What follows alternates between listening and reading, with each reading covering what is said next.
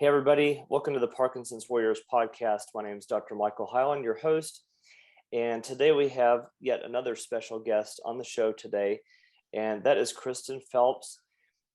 She is a rock-steady boxing coach and a personal trainer and a great resource for the Parkinson's community. So without further ado, I want to introduce Kristen to you all and to thank you, Kristen, so much for being on the show and being willing to talk to us today. Hi, Michael. Hi, everybody. Thank you so much for having me. I'm excited. Yeah, so just to get started this morning, I wanted to just ask you, could you let us know a little bit about your background and kind of not only how you got into personal training, but specifically kind of what led you to wanting to work with the Parkinson's community and how you became affiliated with Rocksteady? Yeah, that's actually a question that I get all of the time. It's not something that somebody necessarily just falls into or jumps into right away. I've been a trainer for about 12 years, maybe a little bit over now. And I started doing that because I got tired of working a desk job all day, and my sister was doing it. And I thought, you know what, that sounds like a lot more fun. Like I could help a lot more people that way than sitting back here stuffing envelopes for a living. So that's kind of why I initially pursued a career in personal training, and I was able to create a clientele to allow me to do that full time shortly after I started. And I did that in Oklahoma City for a few years. My family and I moved from there to the Tulsa area. And as you know, with establishing a clientele or a practice, when you pick up and leave that city or state or area, you really just have to start again, all from scratch. You know, training online and online programming, that was not a thing when we moved yet. COVID had not happened. And so that shift in the industry hadn't taken place. So I knew that I needed to kind of start over. And when I was at my previous gym, one of the trainers there had a client who was diagnosed with Parkinson's disease throughout their course of training together. And he found this program called Rock Steady Boxing, and he told her that that's what he wanted to do. That's how he wanted to train. So she got certified. She got certified as an instructor, as a coach. And even though she didn't really want to build that program up, it just wasn't necessarily her thing. When people found out that she was certified, I mean, they were knocking down the door. And so I thought, well, if there's a need for that in Oklahoma City, there's probably a need for that in the Tulsa area as well. So I went up to Indianapolis and got certified to open an affiliate, a Rock Steady Boxing affiliate down here, and coach that program. And I will tell you, I knew that it was going to be fun. You know, I like continuing education. I like to learn new things, learn new populations, but I was way more impacted by what I saw there at that home-based training facility than I thought I would be. And I knew pretty much from that moment on, this is going to be a big part of my career moving forward. So That's awesome. Would you say that the person that you met that had Parkinson's at that point was kind of your, I guess for lack of a better term, your kickoff into wanting to look into it more? Or was it, did you feel like you kind of fell in love with it more once you started doing it? Or was it just something that you got into because of an inspiration from the person you met? yeah, I wasn't really close to him. So it wasn't necessarily a personal connection, but once we got our hands on experience at headquarters and we helped with one of the classes there, I was like, okay, this is what I'm doing. I love it. I'm getting chills talking about it right now. Like, it was just a total shift in my mindset. I went into it thinking this is a good business opportunity and this is what I need to do. But it became so much more than that. So I love that. And I wanted to ask you, and this may be a difficult question to answer, but just, do you remember that when you had that aha moment, do you remember what it was that was inspiring to you specifically, that was like, this is what I need to do. This is what I want to do? a lot of it was personal testimony from some of the boxers that they had there at headquarters that had been participating in that program. So seeing, hearing from them how it had impacted them, hearing how it had basically changed their lives, was just huge.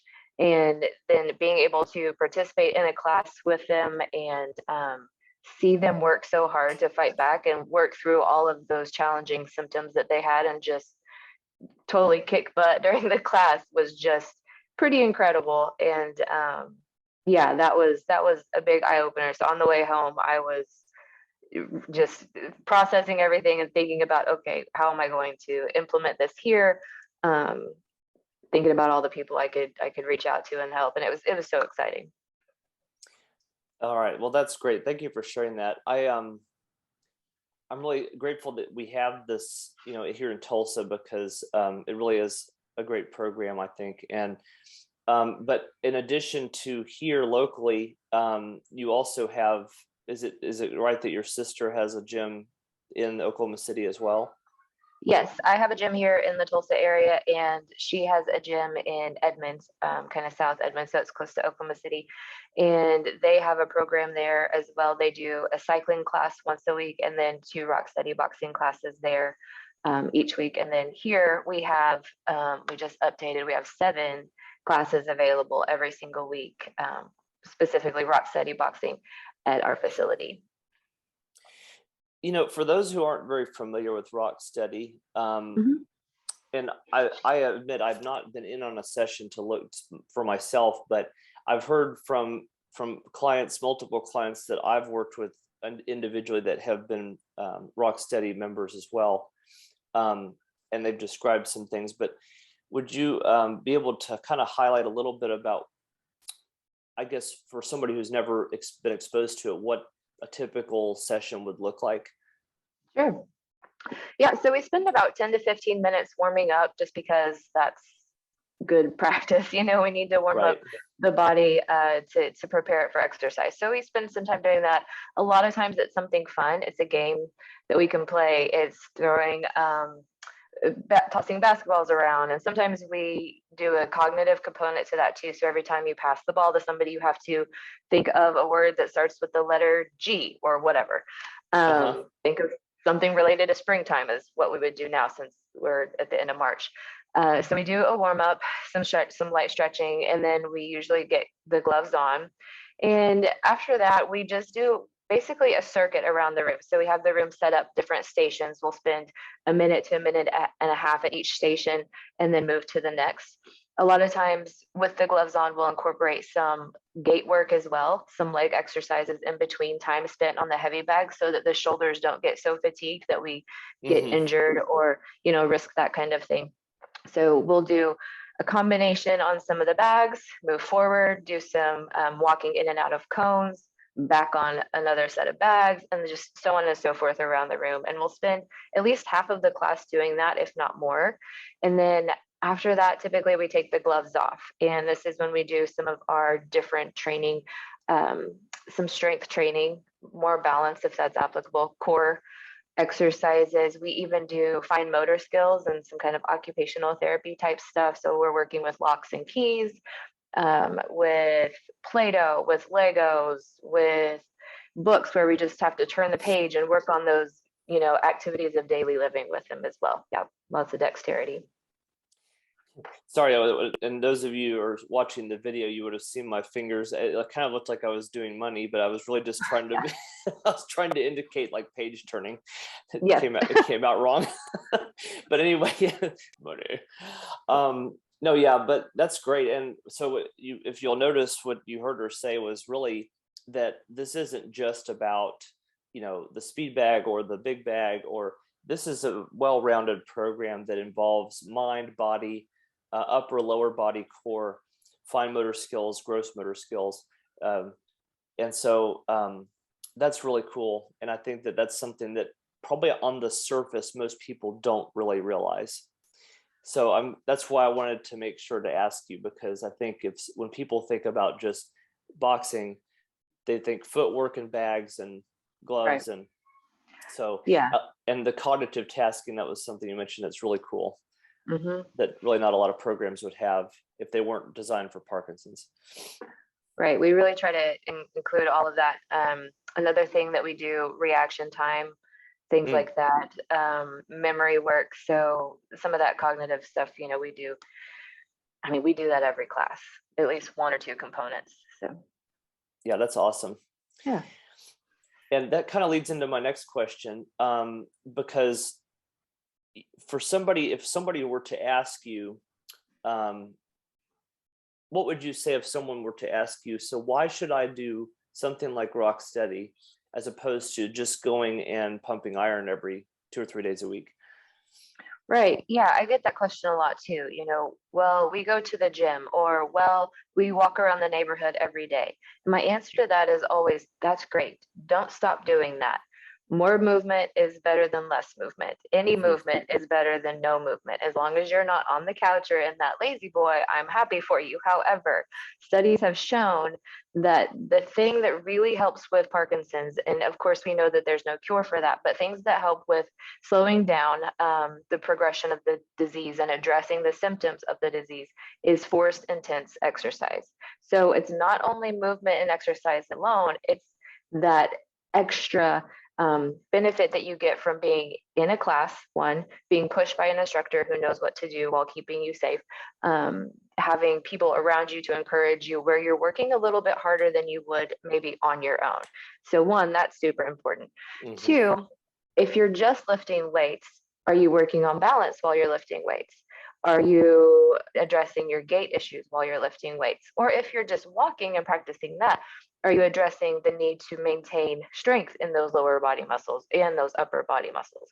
Are you practicing getting up and down off of the floor in a safe environment? So these are all things that we include in the program. And that's why people really see improvement and a benefit from being a part of that versus just the general exercise. I use quotations there, but exercise in general. You need something very specific. You have very specific symptoms, very specific condition, and that's what these programs are designed to address. Yes, and that is so important, that it's specific, task specific, and also Parkinson's specific. And a lot of times in the therapy programs like LSVT Big, which is what I'm certified in, and even other programs, Power Moves, and so forth, and particularly with LSVT, I can speak to that just because I've been involved in it. But it's task specificity, as we call it, or saliency, as the medical term would be, or the not medical term, but the more fancy term. Salient would mean it applies to everyday life, or it applies to something you're doing. And so it's like Kristen was talking about with walking, balance, getting up and down off the floor. And some of those things aren't necessarily task specific, but they are specific to everyday life. In the LSVT program, we would go and talk, if somebody has difficulty with getting their keys out of their pocket, we would focus in on the component functionally of reaching in the pocket to get the keys. It could be getting in and out of the car, getting in and out of the shower or the bathtub, anything specific you can think of like that. And it could be down to the fine motor as well, like you were talking about, turning pages, writing, handwriting. But what I'm trying to get, the overall point I'm making is that whether it's a skilled therapy program or it's a program like Rock Steady, when it comes to PD and helping people with PD, would you agree that it's it basically would help them more specifically than it would any other general exercise program? That's basically what you were just saying. Yeah, 100%, no question. Yeah. Okay. Great.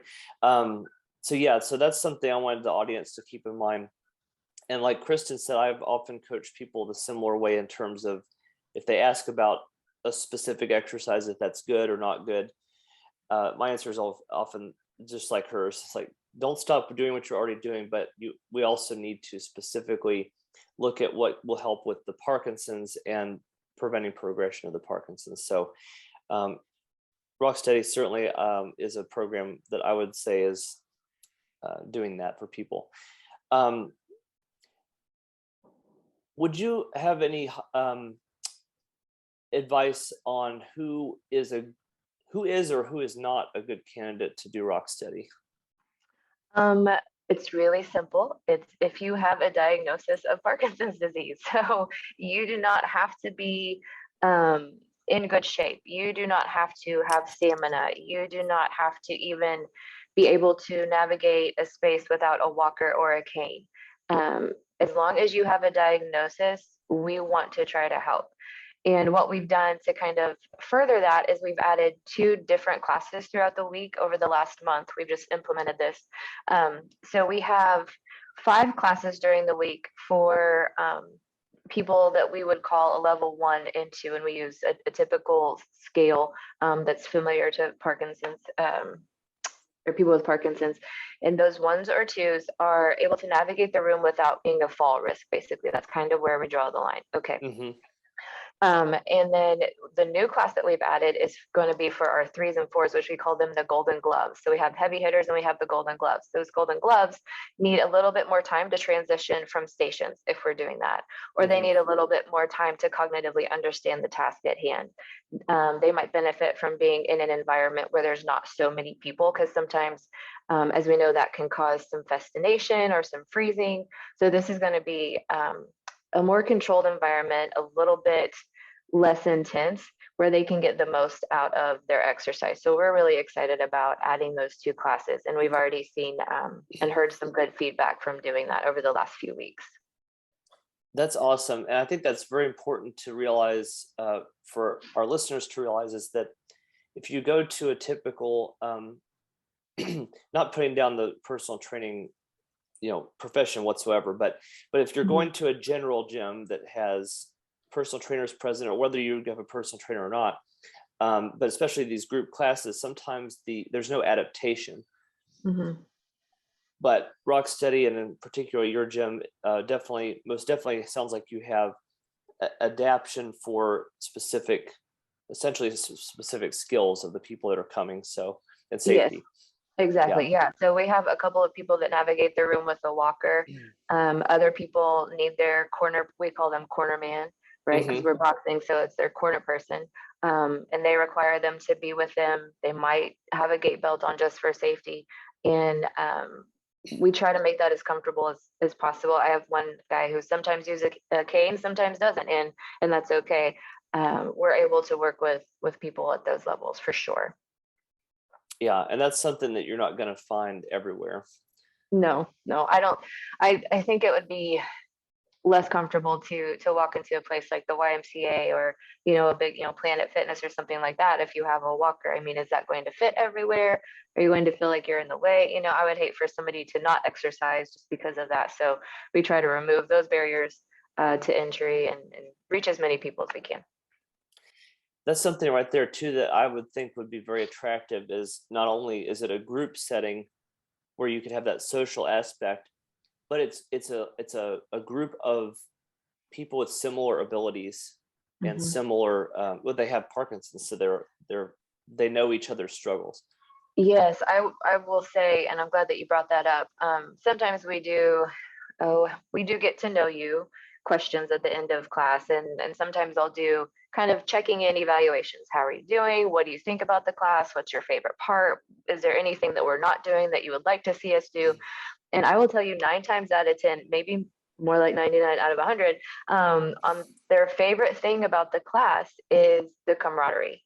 I mean, that is by far one of the most, it's intangible things that they get out of it is that, because they are stepping into an environment where everybody has the same diagnosis as they do. They may not have the same symptoms, as that saying, if you've met one person with Parkinson's, you've met one person with Parkinson's, and that's so true.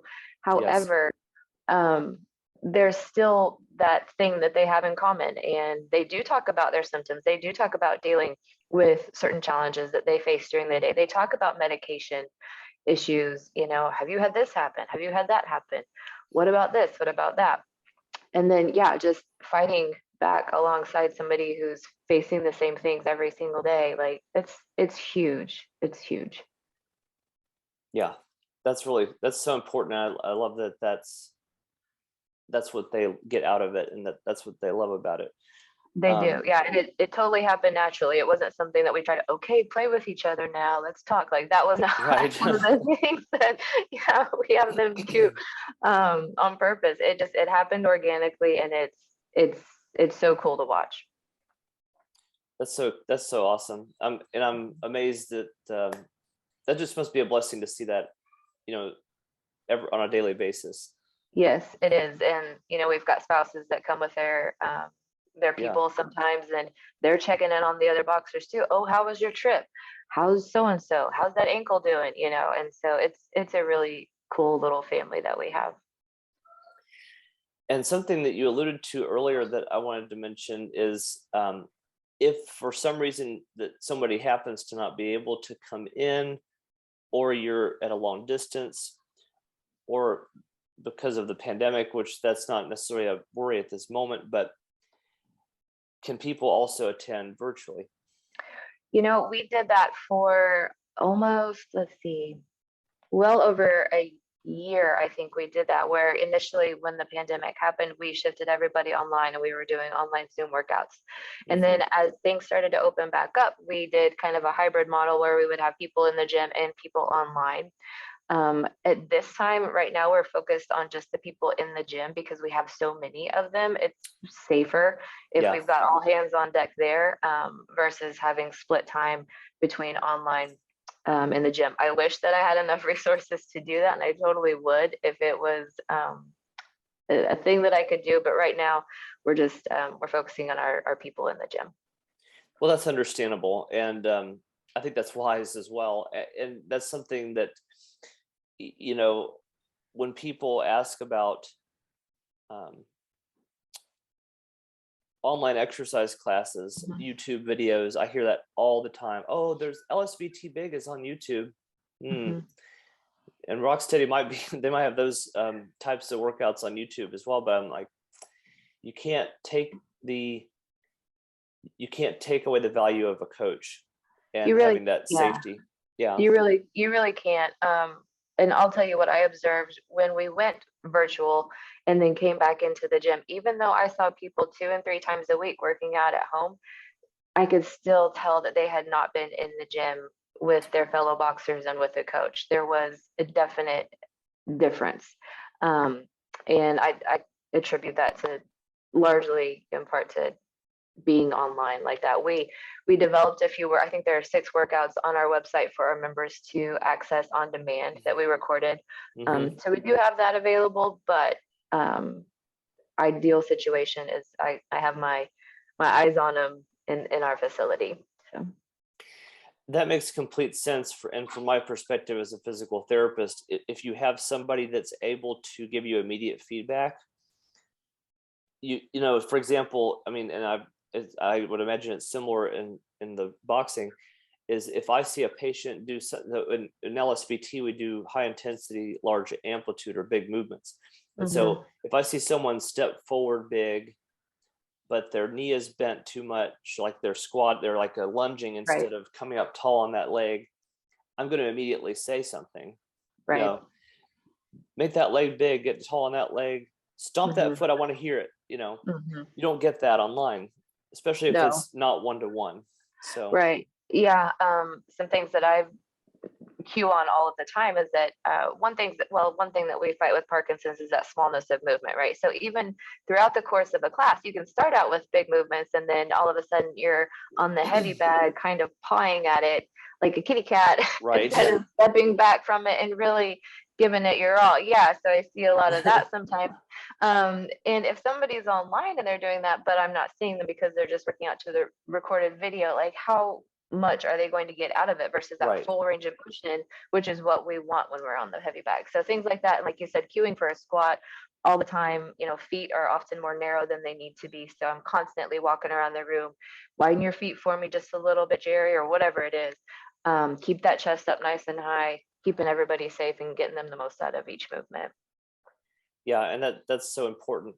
And I see that too. Like, we'll often cue for big posture because the feet will start coming together.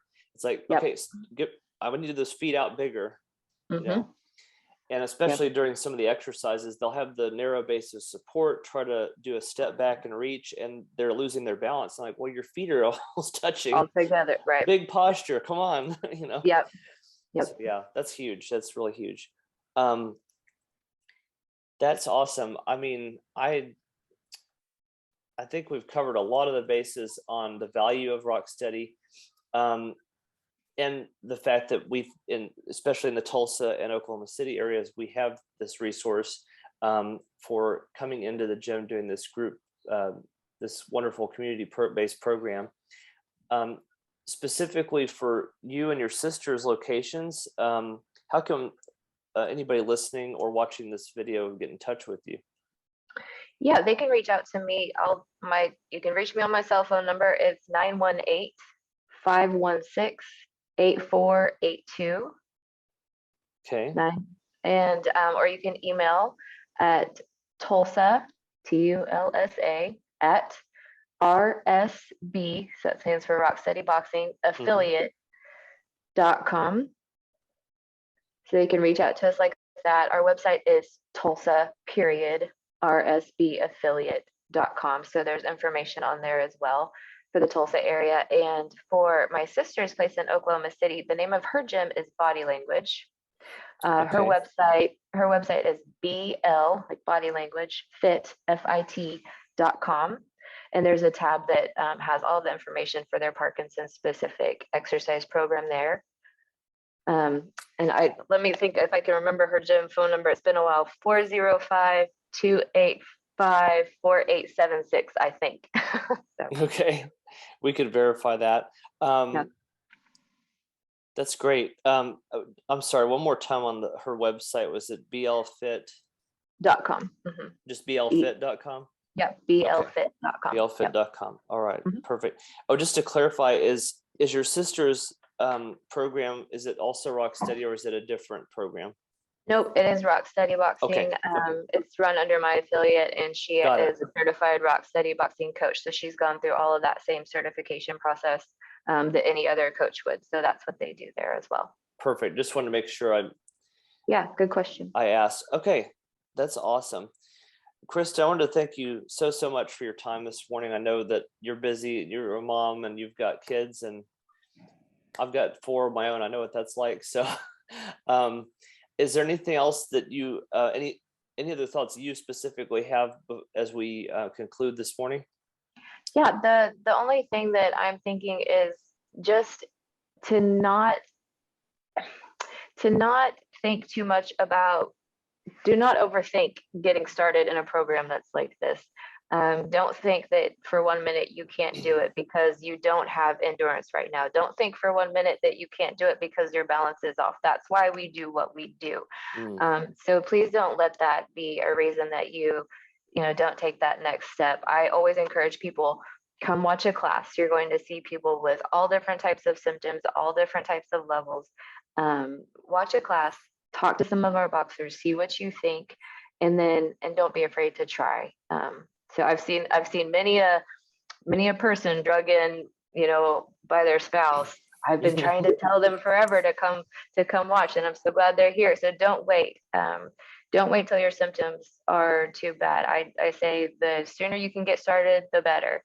I've had people say, well, I'm not that bad, or my all I have is a tremor. I don't care. Get started now. That's when you need to get started. So the sooner the better. Come see us. Come do something. That's awesome. I 100% agree. Don't let the analysis paralysis stop you. Right. If you don't mind, I wanted to share briefly. This was actually a client of mine that had this laying on her kitchen counter. I asked her permission to take a photo of it. This was I honestly don't know who this lady is, but she's a Rock Steady boxer that wrote this this poem of sorts. I wanted to share it with you if you hadn't heard it before too, and for our audience. So this I feel like is cool because it's really from her perspective as a person with Parkinson's, what it's like to be in Rock Steady. So she says, functionality is the key. I don't know what is happening in me. My brain and my hands don't talk much at all. My handwriting is getting very small. The legs that I have are not the original. They've become something that is kind of miserable. My face doesn't show what I feel anymore. I stumble and trip and fall on the floor. I go in my head, but get very still. It feels like I'm held against my will. No one can hear a word that I say. The voice I once had is fading away. I deny this is happening with all my might, but the best thing I've learned is how to fight. an army of Parkies are waging a war, the like of which hasn't been seen before. Because together we can do so much more. We will keep the spirit and keep fighting on until this disease is finally gone. The army keeps fighting and we will be ready. But until then, we will rock steady. Wow. I had not heard that. That's phenomenal. Made me tear up a bit. Yeah, I got a send that little over misty to on me. that one too. Okay. Yeah, send that over to me after we're done here. I'll share it with all of my people if they haven't heard it. I sure will. Really I didn't want to share the name of the boxer because I wasn't sure if that would be confidential, but Yeah. if it was one of your people. But anyway, I thought that was really cool. So I wanted to share that with you too. So Yeah, thank you. yeah, you bet. But yeah, that's so much. That story is so many people's story with Parkinson's. So I thought that was important for people to hear. And it's also inspiring as well. Yeah, totally. But again, Kristen, I appreciate your time very much, and it was my pleasure to have you on the show today. And for those of you listening, I just want to put in a quick request and a plug for our Patreon membership to support the show. This show is completely free for you all to listen to, but it's not free to produce. So if you want to go to patreon.com/PD Warriors, you can sign up for as little as $2 a month to help us and support the show. And also a one-time tip can be left at our PayPal at paypal.me/HighlandPTW. I appreciate each and every one of you who are listening. And remember, as Parkinson's warriors, we're strong, empowered, and united. Have a blessed day, everybody. And thanks, Kristen. Thank you for having me. It was my pleasure. Bye-bye, everybody. We'll catch you in the next episode.